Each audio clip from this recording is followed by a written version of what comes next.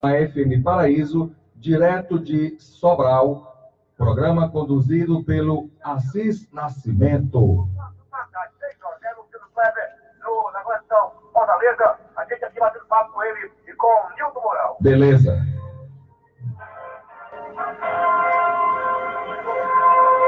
De olho na cidade, agora Conexão Sobral Fortaleza. Com a Rádio Assunção AM 620 e a participação do jornalista Luciano Kleber. De olho na cidade, traz para você o jornalista Luciano Kleber. Olá, bom dia. Hoje é sexta-feira, dia 24 de maio de 2019. Estamos iniciando mais uma edição, mais uma transmissão online do programa De Olho na Cidade, na FM Paraíso, em Sobral, e aqui no Hora da Notícia, nos estúdios da Assunção Cearense, em Fortaleza. Como sempre, inicio agradecendo a quem ajudou a ampliar a nossa voz, como André Luiz Pinto Fernandes, que partilharam o vídeo, né? O José Soares, Jesus Alves, Grijalva Costa, Fábio Tajra, Paulo Roberto Nobre, Olavo Souza, Herculano Andrade, Caroço, João Félix. Bom dia, Ricardo Gomes. Bom dia, nosso querido Assis Nascimento. Bom dia, Luciano. Estamos aqui.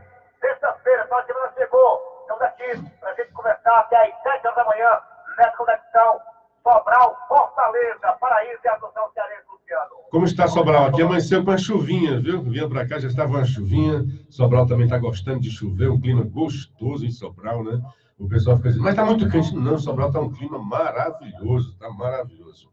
Bom dia para o nosso querido Vicente Alencar, que participou do primeiro tempo aqui do nosso programa. Bom dia, queridíssimo Nilton Mourão. Bom dia, querido Luciano Kleber. Que bom poder botar os olhos em você aqui conosco. Eu, Eugênio Paramoti, o nosso cestinha da Rádio Assunção. Não tem ninguém mais alto do que o Paramoti aqui na Rádio Assunção. Não tem. Paramoti é o nosso cestinha. Dá um alô aí, Paramoti. Está no ar, viu, Paramoti?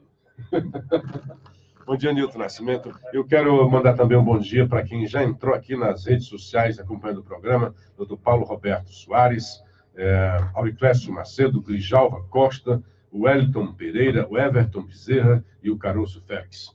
Eu gosto sempre de discutir, né, de debater, então quero começar dizendo de três coisas que vocês já vinham falando aqui. Primeiro, sua mãe tem 92 anos, eu quero lembrar que ontem o meu pai completou 92 anos também. Graças então, a ontem, Deus. quando eu cheguei, foi uma festinha maravilhosa. Seu Manuel Rodrigues, recebendo o abraço da família ontem.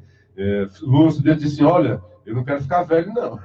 Muito bem. Eu quero conhecer esse sapeca, viu? Gente, muito boa, seu Manuel Rodrigues. Amém, que maravilha. A graça de Deus. E queria me referir a duas coisas. Primeiro, eu quero discordar frontalmente do presidente Bolsonaro e, por consequência, do nosso querido Vicente Alencar.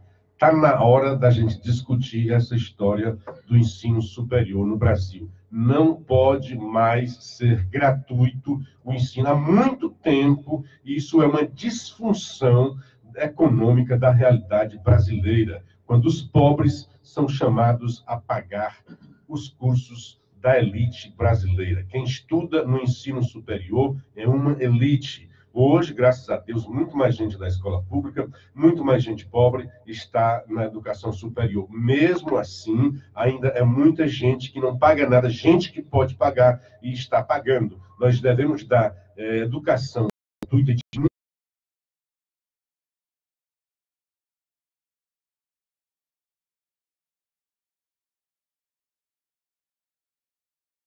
lá. Por exemplo, no Brasil, por aluno, o gasta quase 4 vezes mais no ensino superior do que no ensino básico. É uma disfunção.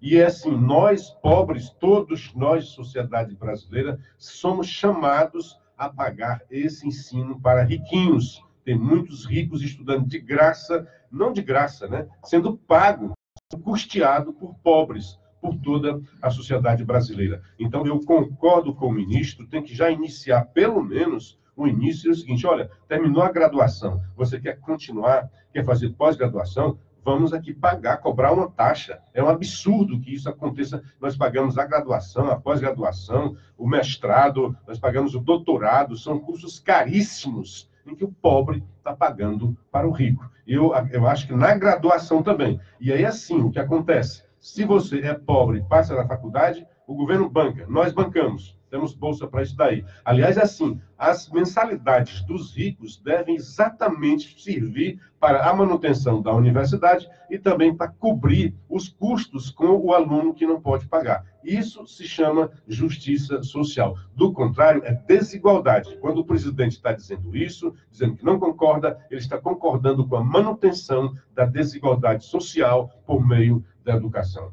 Outra coisa, doutor Milton. Luciano, e eu concordo também com você, está na hora de realmente rever uma série de coisas em relação às instituições federais de ensino superior. Eu penso que todo curso de pós-graduação, ele deveria ser pago. Por quê? Se a pessoa não consegue fazer uma pós-graduação numa instituição federal de ensino superior, vai para uma privada e lá é pago. Pode ter certeza disso, meu amigo. Lá é pago. Se ele não pagar, ele não faz. Outra coisa, o ministro Abraham Weintraub fez essa declaração que foi, no dia seguinte, corajosa diante das circunstâncias e do poder e do lobby. Isso. Né? E no dia seguinte, o presidente desfaz. Uma bobagem enorme, na minha opinião. Então, assim, a história. O governo Bolsonaro, o governo federal, está pecando por uma comunicação que não converge, nem internamente, porque internamente eles têm que discutir, conversar e harmonizar o discurso para não sair episódios do que nós estamos vendo aí. O ministro vem com a notícia de se cobrar de curso de pós-graduação ontem. E ontem o presidente, o ministro, o seu ministro da Educação, recém-nomeado por ele, né, numa situação embaraçosa. Né? Agora, é engraçado assim, porque... Uma saia curta, né, Luciano? Em algumas vezes, ele chegou a dar apito mesmo no ministro. Dessa vez não foi, apenas disse que era contra. Isso é bom porque pelo menos gera o debate. O que demonstra, o presidente é ignorante nesta área. Exatamente. Então ele age no senso comum.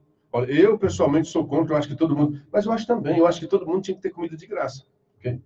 Tinha que ter televisão de graça, tinha que ter lazer de graça. Mas isso não é possível, isso é no mundo da fantasia. Né? Devia todo dia cair maná dos céus, né? Como era lá no deserto, todo mundo comia de graça. Mas isso não funciona. Todo mundo tem que ter direito à alimentação, concorda? Concordo. Isso não quer dizer que o Estado brasileiro tenha que prover essa alimentação para os seus compatriotas. Todo mundo tem que ter direito à educação de qualidade. Isso não quer dizer que o Estado tenha que prover isso daí. O Estado tem que dar condições, tem que ser o indutor dessas coisas todas. O Estado, nós precisamos de ensino superior demais e com urgência. Só avança hoje quem tem inovação, quem tem aumento de produtividade. E isso só se consegue, quer dizer, só aumenta com produtividade. E a produtividade só se aumenta com rapidez, com inovação. E só temos a inovação dentro do ambiente acadêmico. Isso está claro. Nós precisamos de muito mais gente dentro da universidade. O Brasil hoje tem apenas 17%, 18%, aí não é muito preciso, a quantidade de jovens de 18 a 25 anos que estão cursando o ensino superior. Deveríamos ter muito mais. Deveríamos ter 50%, pelo menos 40%. E no Nordeste pior. No Nordeste nós temos 13%. Alguns estados chegam a 16%. É um número ínfimo em relação às nações desenvolvidas. Nós estamos agora querendo entrar no clube das nações desenvolvidas. Agora, isso quer dizer que o Estado brasileiro tem que dar de graça essa universidade? Longe disso. Tem que dar assim, condições para que grupos privados possam abrir universidades. Né? Agora, ontem a gente estava falando aqui de uma iniciativa maravilhosa, não é no ensino superior, mas no básico, de o governo municipal vai custear como fosse uma bolsa, a gente estava falando ontem aqui, numa escola privada de qualidade para alunos pobres. Por que os pobres não podem estudar junto com os ricos, né? Então, e na privada, por causa do custo-benefício da gestão, o custo por aluno, o governo municipal pagando, vai ser inferior ao custo dele provendo a escola. Então, é um rumo que pode ser estudado. Então, na universidade, o governo tem que colocar boas universidades. Pode sim, acho que indutor, a UFC é uma grande universidade, as universidades do Estado são grandes, e o Estado deve dar, porque é mais difícil você fazer pesquisa, que é uma coisa muito cara nas universidades privadas. Então, esse aparato para pesquisa, esse aparato acadêmico, tem que dar. Agora, tem que cobrar por eles.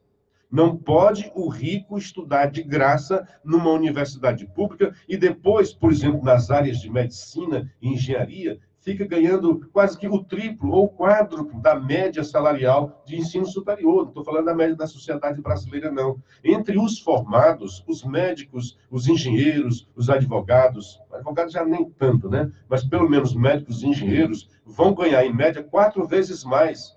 Por que que estes não podem pagar pela sua universidade? Por que que o pobre tem que estar nas costas do pobre esse ônus? Não. Que nós tenhamos a nossa UFC e que ela possa ser fortalecida, e eu acho que vem fortalecer esse mito de que tem que ter estudo superior gratuito de qualidade para todos. É o que o nome diz, um mito, não se sustenta. E o doutor Bolsonaro não entende muito do assunto.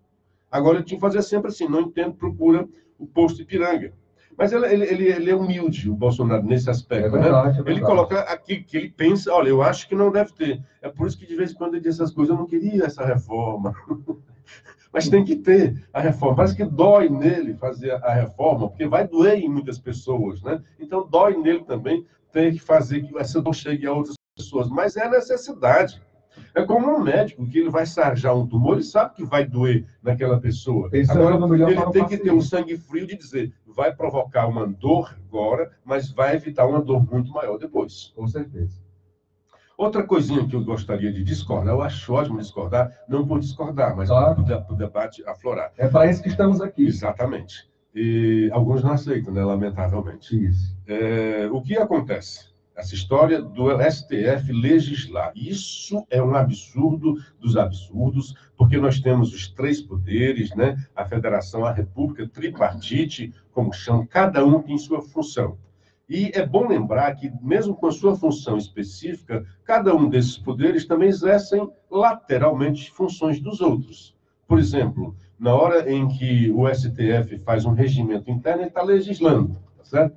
Na hora em que ele administra o STF, tem um presidente lá, ele é também a função de executivo. Assim como o executivo, na hora que faz uma medida provisória, ele está fazendo uma legislação. E na hora em que ele também faz decretos e julga alguma coisa, também está fazendo julgamentos, quando multa, quando condena algumas pessoas, também está fazendo isso daí. E o legislativo, da mesma forma. Ele também, de vez em quando, faz ações do executivo, porque ele é uma máquina ali que tem que ser administrada, né? A administração é típica do executivo, e de vez em quando ele também condena. Né? Condena até presidentes, né? Ele condena, ele expulsa gente do seu convívio dali, né? Isso aí é um tipo de condenação. Tirado isso daí, cada um tem muito especificamente o que é o seu caso. O legislativo é para legislar e o STF para fazer cumprir as leis oriundas do Congresso. Essa história de dizer, como você disse aqui, doutor Milton Mourão, que o legislativo foi omisso em relação à LGBTfobia, homofobia, transfobia, tantas fobias, né? E nós poderíamos colocar outras fobias aí no meio também. Não, quando o legislativo, às vezes, não é omissão. O não votar, muitas vezes, é também uma atitude o legislativo achou por bem não é se omitir, é dizer o seguinte, não precisa uma lei específica para isso daí. É o que o legislativo está dizendo. Aí vem o seu STF com a cara mais fajuta do mundo. Por que eu digo isso? É porque nós vivemos uma era de ativismo judicial. Existe realmente na Constituição, por exemplo, na Constituição original, que devem ser realmente regras gerais, o constituinte original passava para o Congresso, né, o ordinário, para regulamentar algumas daquelas leis gerais. Então, quando o Congresso não regulamenta aquela lei, aí sim é o caso da omissão, porque já está prevista lá no ordenamento original da Constituição, já está prevista essa atitude, essa expectativa. Nós vamos fazer essa lei geral e que o Congresso ordinário possa fazer a regulamentação. Neste caso da LGBT, esses nomes aí, né? Transfobia, homofobia, essas coisas você entende bem, né? Pois pra Luciano, me deixe na minha, que eu estou muito feliz. Estou brincando e não me leve a mal, não vamos me enquadrar nessa lei aí, né? Ainda falta alguns votos, né? Mas é assim, não tem uma lei lá, tem lei sobre os direitos fundamentais, né? Então, a lei, o racismo, por exemplo, é uma coisa de ódio, realmente. E os números não são muito precisos, esse negócio. Olha, o Brasil é o que mais mata homossexuais. Eu não quero tapar aqui a realidade. E outra coisa, muitos destes crimes de que são vítimas pessoas homoafetivas, né? Foi criado esse termo. Então, todo respeito, tá? Todo mundo tem que ter o seu direito e não deve ser achincalhado nem discriminado por causa disso daí. De forma nenhuma. Então, não me venha com risadinha quando eu disser isso aqui, tá? Poxa, pois bem. Tá pois bem, diante disso, não pode... E não é só isso, tá, Newton? É porque parece um assinte, porque existe no Congresso tramitando uma lei sobre isso daí. Então, puxa vida, vá lá, né? Digamos que seja compreendido desta forma, né? Porque no direito você pode interpretar e ninguém pode ser criminalizado pela interpretação. Perfeito.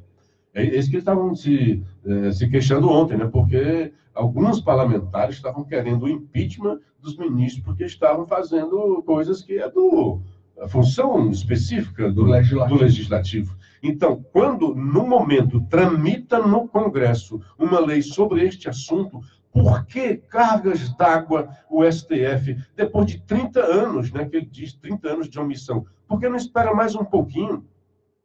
Por que ele não passa um pito, digamos, né, retórico no legislativo? Poxa, vocês tiveram 30 anos, não fizeram, agora nós vamos ter que legislar? Não. Tem lá uma lei tramitando no Congresso. Porque se há uma lei tramitando no Congresso, não se pode falar em omissão. Você pode falar até em falta de agilidade. Mas vamos falar de agilidade do STF? Quantos anos se passaram para que um político pudesse ir para a cadeia? Quantas ações não são prescritas por falta de agilidade numa justiça que dizem que tarda, mas não falha? E quando ela tarda, já falhou? E aí agora vem dizer que o legislativo está lento. Quem vem falar de lentidão? O STF vem falar de lentidão. Olha logo quem fala de lentidão. Então, faltou respeito ao outro poder, porque este assunto hoje está sendo tratado no legislativo. Então, o bom senso, a prudência, como, aliás, o Celso de Mello disse isso ontem, né? Puxa, se está a lei no Congresso, por que nós estamos aqui? Vamos trabalhar sobre outros assuntos, vamos agilizar outras demandas pendentes aqui no STF, tratar de LGBT, não? LGBTS. Falei que você entende bem? Pois bem. É nos jornais. Pois é, não tem sentido esse ativismo judiciário no momento em que o legislativo está tratando do assunto. Não me venham com discursos floridos, dona Rosa Weber. O direito, não sei o quê. O Congresso já está tratando disso. Se o Congresso vai apoiar, aprovar ou não, não cabe à senhora nem os seus pares dizer que o Congresso está certo ou está errado, porque o STF só age quando provocado. Neste caso, tudo bem, está sendo provocado, mas o bom senso e provocado pelas pessoas interessadas, né? As associações aí do pessoal aí de trans, homo, etc., né? E em boa hora, acho que tem que ir atrás dos seus direitos realmente. Mas vamos fazer com que a democracia, o Estado de Direito, persista.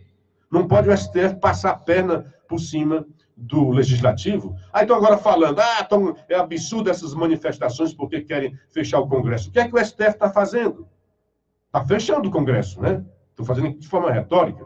Mas se tem no Congresso uma tramitação deste assunto e o STF resolve julgar, o que é que o STF está fazendo, se não usurpar uma ação que é legítima, específica e funcional do legislativo? Portanto, é isso que eu queria discordar de você, porque muitas vezes, quando o legislativo não age aquilo dali, não é nem por omissão. É também assim, não, eu não quero legislar, eu acho que está correto o que já está por aí.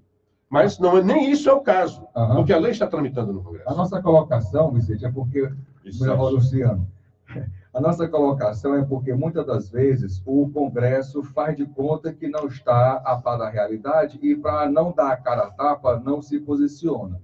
E assim, não basta aprovar as leis. Quantas e quantas leis já foram aprovadas e não foram devidamente regulamentadas? E a regulamentação exatamente ela é importante porque vai dizer como é que aquela lei vai se dar na prática, na realidade, no dia a dia. Então, por isso a nossa colocação.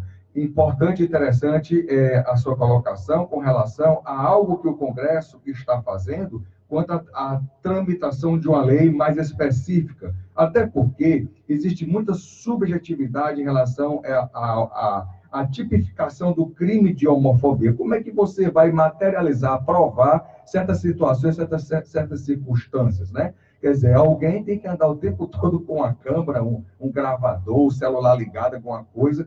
Então, assim, eu penso até que, em muitos aspectos, poderá expor desnecessariamente, né, as pessoas que têm as suas inclinações, as suas escolhas, né, e, por conseguinte, eu acho que isso vai trazer uma série de problemas para muita gente dentro da nossa sociedade, identificado como LGBTs, né?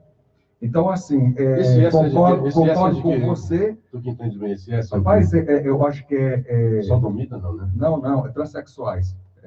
LGBTs transexuais. Transexuais. Na realidade, assim... Não, e você falou uma coisa que é perigoso. Você falou suas escolhas, porque hoje em dia já diz, dizer que a escolha já é uma coisa meio homofóbica. Não, nasci assim. Não, porque na realidade, assim, todos nós na vida fazemos escolhas. Todos nós, né? Eu estar aqui, né, a partir das 5 horas da manhã, mediante o seu convite, foi uma escolha, foi uma decisão, né? E diante disso, eu assumo, honro e por isso estamos aqui. Então, na nossa vida, o tempo todo, nós fazemos escolhas. Quer em voz alta, quer em silêncio. O tempo todo na nossa vida, eu costumo dizer, você diz sim, sim, não, não, para Deus, né? Então, assim, longe de nós representar qualquer tipo de preconceito contra quem quer que seja, até porque na minha família tenho familiares, parentes que estão dentro dessa categoria social.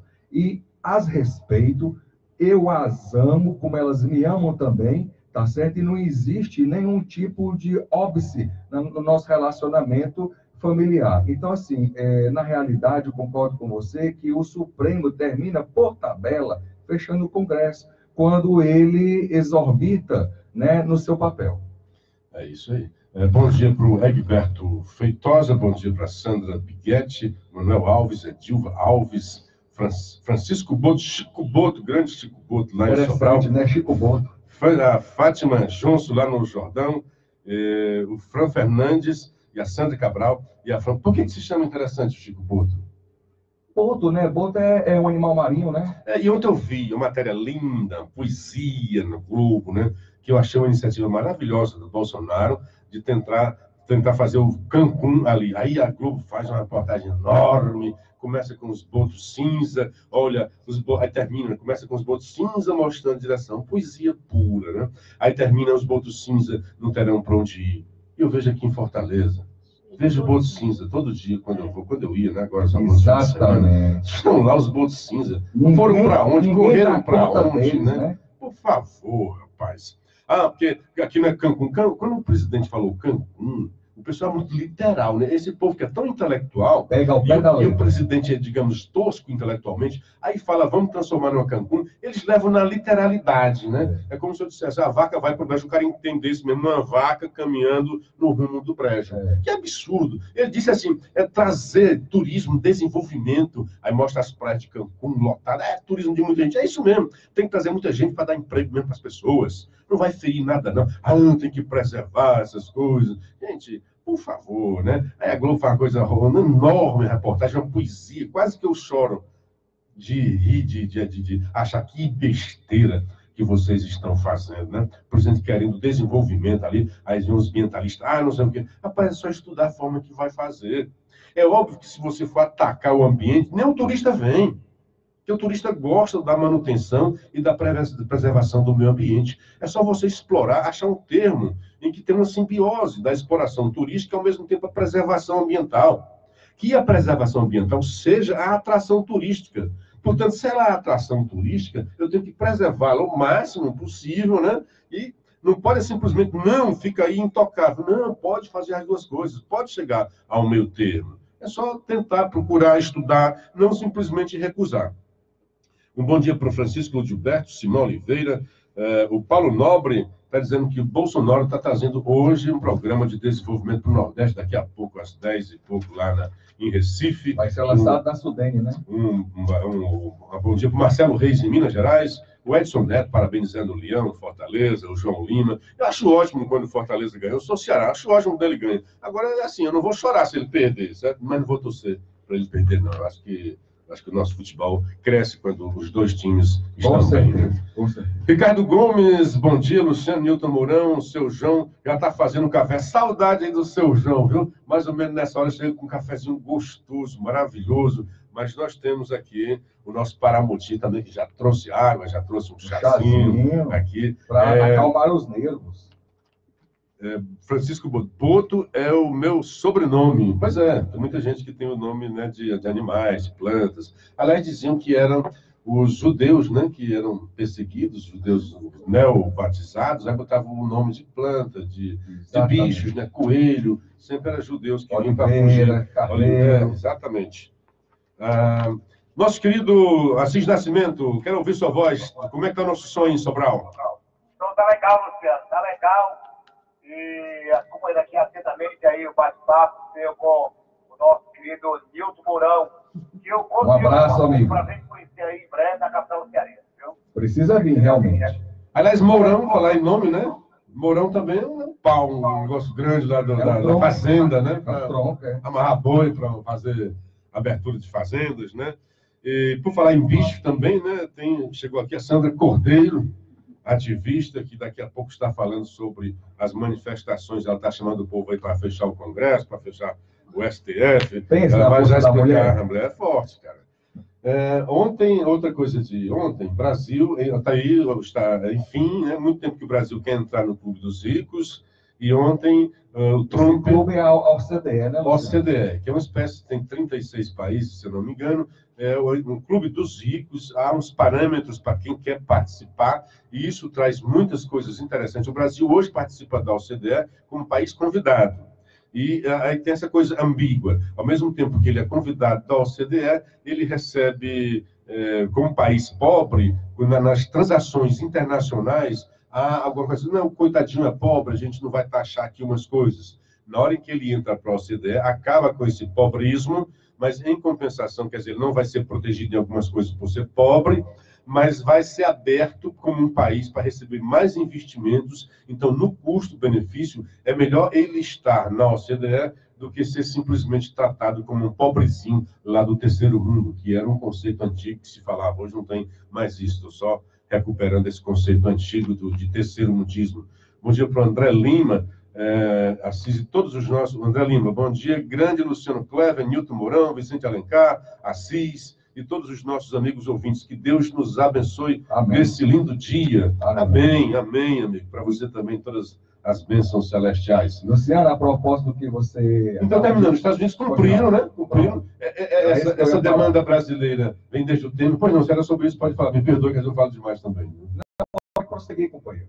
Então, isso, ontem, o Trump, cumprindo a sua promessa, né, acertada com o Bolsonaro, está dizendo que quer o Brasil na OCDE. Tem mais 3 de entrar. A Argentina está querendo. Os países europeus querem que esse país também, não sei se é a Romênia, né, que entre também. Mas dos que estão aí, o mais avançado é o Brasil. O que mais está dentro já desse negócio é o Brasil.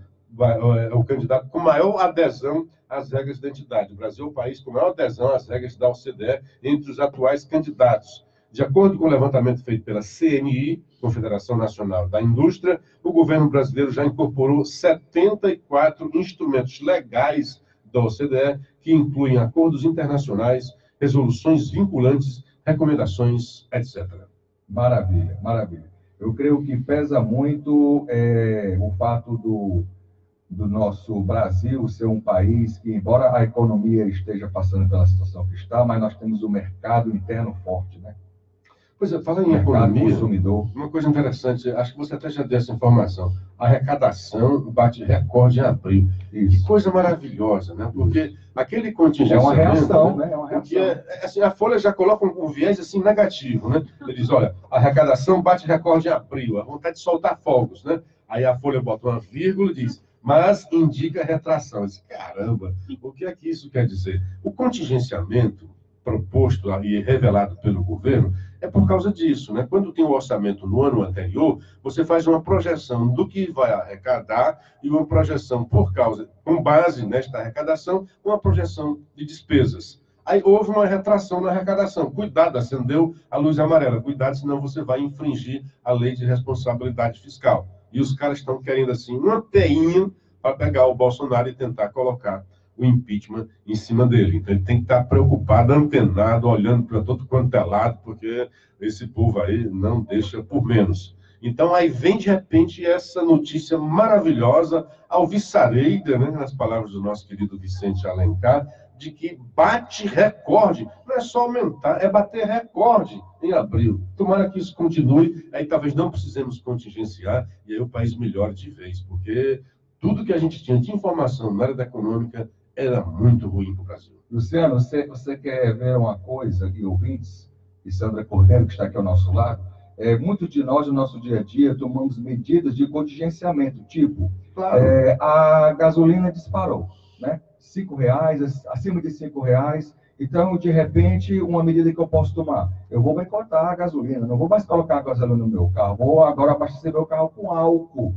Porque o álcool, embora possa ter um custo um pouco maior, mas ele é mais viável dentro da minha realidade financeira mês a mês, né? Então, são medidas que todos nós estamos tomando dia a dia, mês a mês, todos nós tomamos medidas de contingenciamento. Isso que o governo se propôs e foi obrigado a fazer pela queda de arrecadação, pela situação econômica do país, que ainda a nossa economia se arrasta em termos de recuperação, foi uma medida necessária para que o governo não pratique irresponsabilidade fiscal.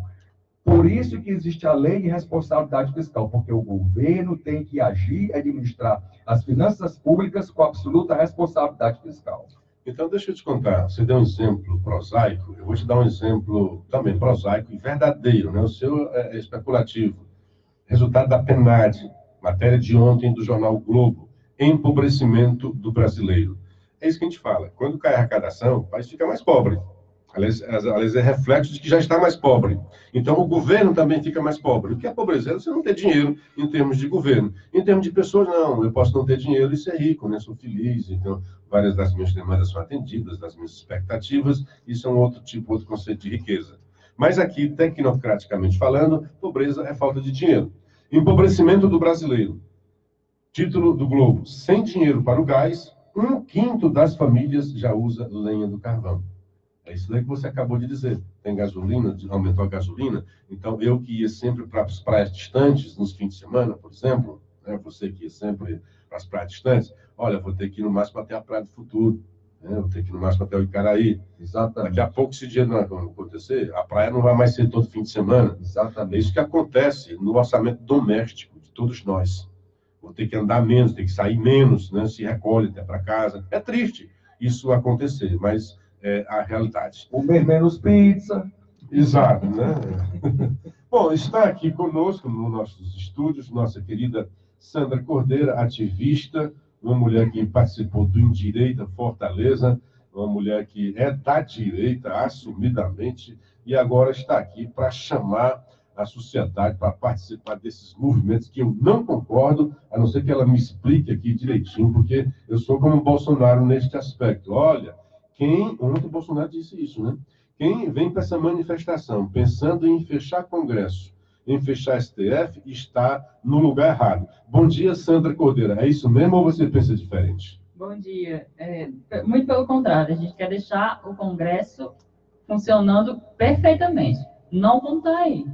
Mas não tem nada a ver com fechar o Congresso. Tem a ver com fazer um apoio às pautas propostas pelo governo Bolsonaro para que o Centrão pare de agir com essas posturas antirrepublicanas que ele está começando a fazer, se opondo, tentando boicotar o funcionamento do Congresso, para que as medidas propostas, as medidas que a gente quer, porque foi para isso que a gente votou no Jair Bolsonaro,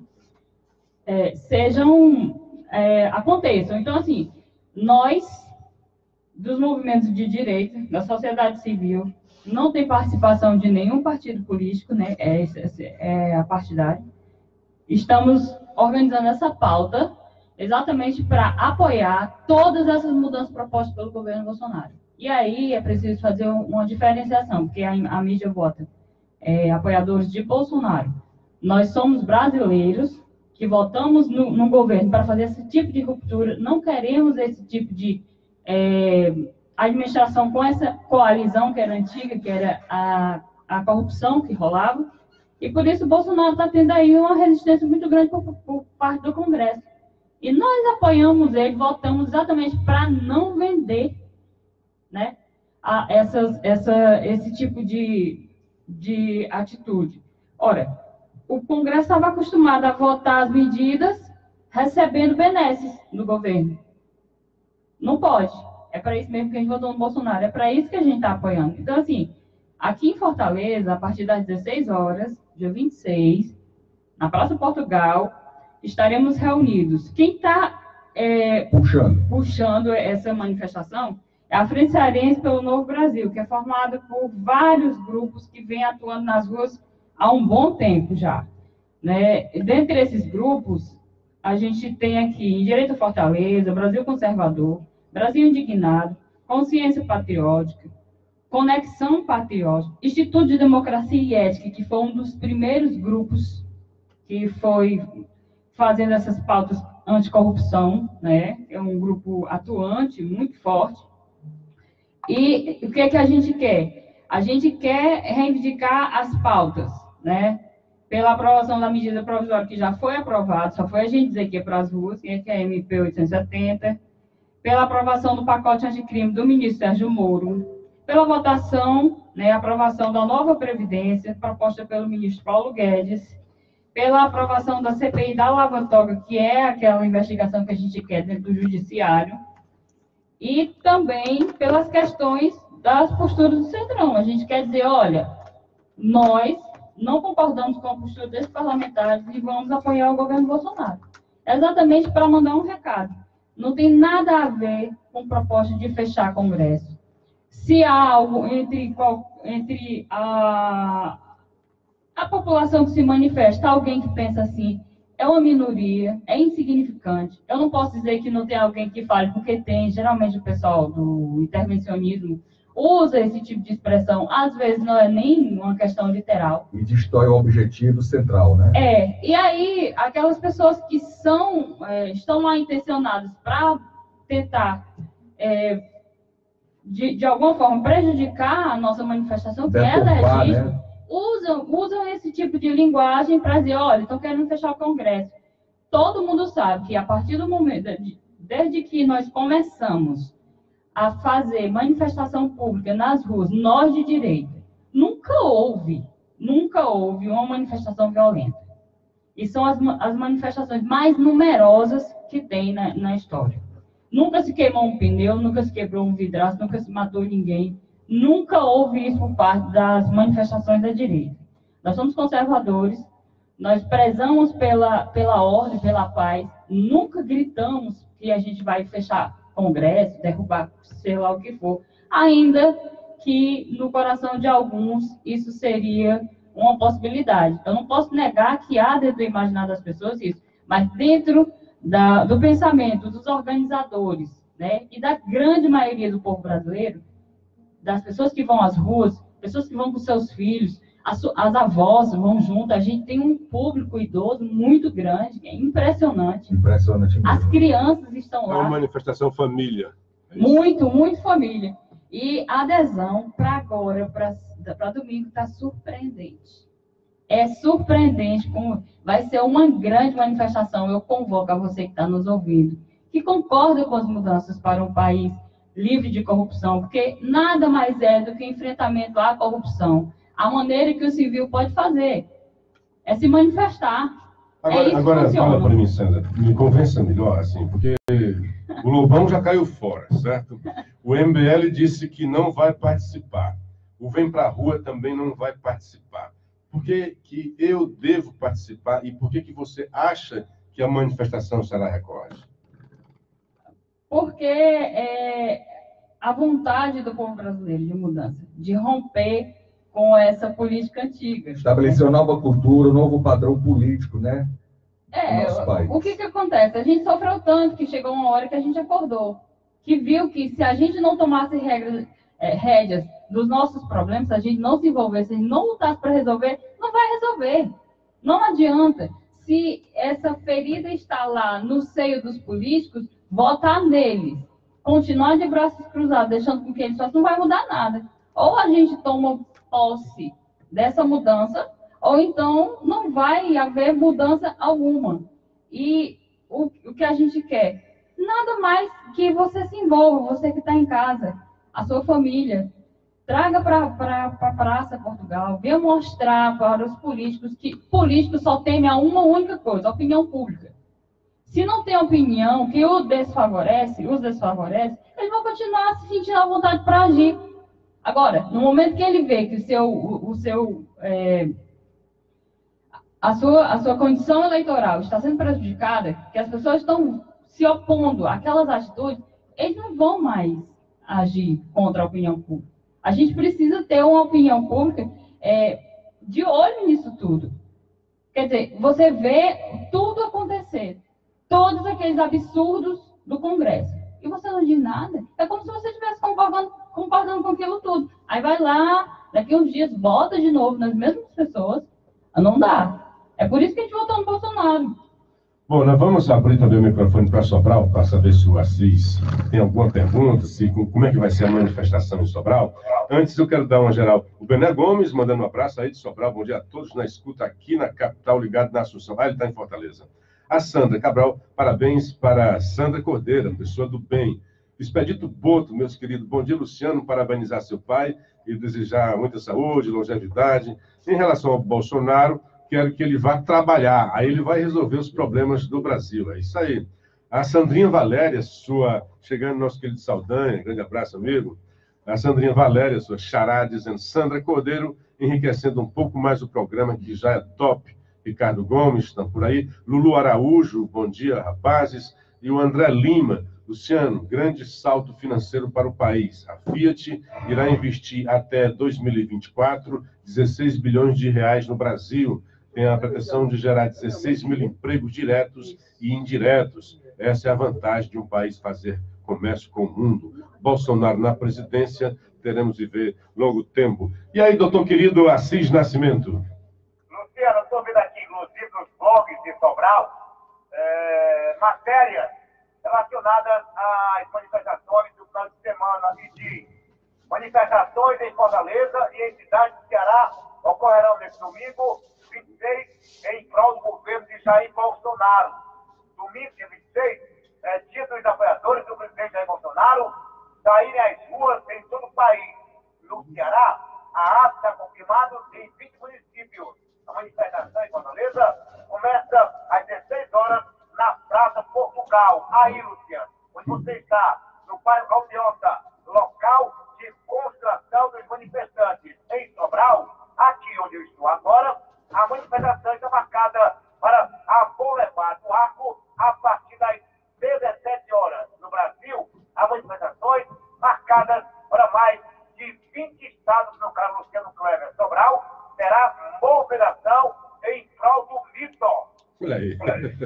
Bom, eu não vou nenhuma delas porque estaria a caminho de Sobral. Então não vou poder estar nem em Fortaleza, nem em Sobral. Mas aí, Sandra, acha mesmo que essa movimentação vai pegar? Vai realmente ter muita gente? Não vai pegar, já pegou. Está no imaginário, já estamos comemorando, todo mundo encomendando blusas. Tem o mesmo espírito de quando a gente fazia ativismo pró-Bolsonaro. Você falou aí, olha, nós conservadores, nós da direita, porque há muito tempo direita era uma coisa meio esquisita no Brasil. Ninguém queria ser chamado de direita. Visto como hoje ultrapassado. E hoje é uma coisa, porque era o discurso, era a narrativa, né? Tinha os progressistas e tinha aqueles monstros da direita, né? Como é que é? Foi Bolsonaro que inaugurou este acordar da direita, ou é porque o acordar da direita é que fez surgir Bolsonaro? Foi o acordar da direita que fez surgir o Bolsonaro. E esse acordar da direita dá-se a um cara chamado Olavo de Carvalho. Simples assim. O nosso queridíssimo, grandioso, inteligente, Olavo de Carvalho. Que o Brasil tivesse 10, 20 Olavo de Carvalho. Eu sou parte disso. Acordei, ele puxou com a inteligência dele. Mas com aqueles palavrões, não? Com os palavrões, começou. Eu tinha resistência de ouvir o Olavo, porque eu vi ele com aquele cigarro aceso, aqueles palavrões. Passei é melhor. Inclusive, Sandra, essa semana ele declarou nos Estados Unidos, onde ele mora, que não iria mais comentar sobre a política brasileira. Ele bastante irritado, desceu a lenha no ministro Santos.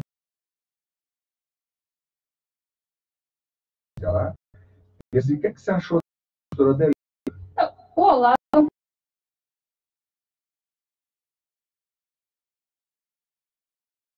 pensador, direito.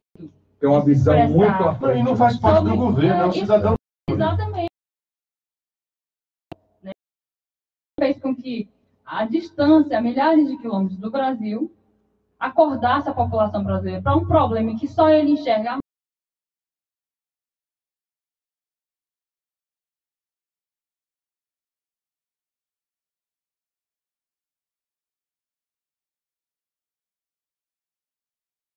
Agora, o que eu esperava dos militares, e aí eu faço... Ele chama os militares de bundão, né? Sempre chamou, disse que foram os militares